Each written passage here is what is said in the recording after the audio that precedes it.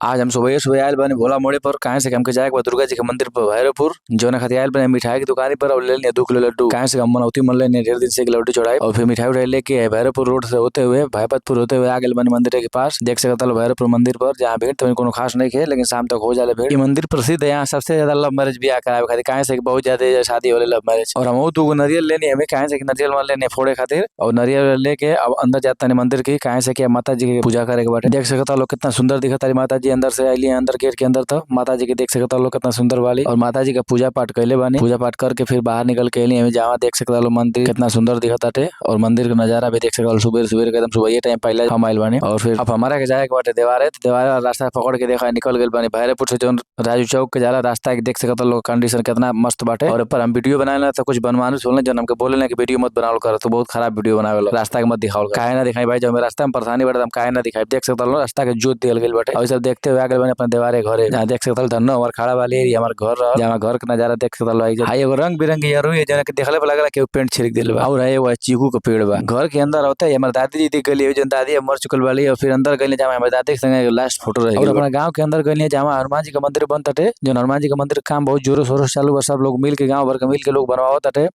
और हनुमान जी का मंदिर बनवाना बहुत जरूरी है कहाँ से बहुत ज्यादा दिन से छूटल रहा। और फिर निकल गए बने मधुबन की ओर जहाँ सामने को दिखल पिकअप जो रोड से नीचे उतरले की वजह से फंस गए बाटे जो निकाले खाता प्रदीप भाई विशाल भाई राम सेवक भाई मिल के सबके मिल के निकलने के चक्कर में पड़ल बाटे हम ये पिकअप बनौने वीडियो कहाँ से कंटेंट मिल गया कि देख सकते हमारे गांव में एगो पिकअप फंस गए बाटे बुरी तरह से फंस गए बाटे देख सकते हमारे गांव के विकास है ड्राइवर साहब वहाँ जो हंसा पिकअप को वीडियो बना के आगे मधुबन कहाँ से सोना ले जहाँ सोनार की दुकान में पहुंच के एक से एक बाली झुमका अंगूठी देख सकता सब देखल जो बजट से बाहर रहा बहुत महंगा 40,000 से लेकर 50,000 तक फिर ये सब देखल जो देख सकते वजन वजन सब कुछ हम डाल दे पायल वायल सब मिला के और फाइनली है 2 चीज लिया पायल एगो काने में का जो देख सकता लो और फिर चाट उठ खा के आ गए बने अपना घर है तो वीडियो को लाइक कर।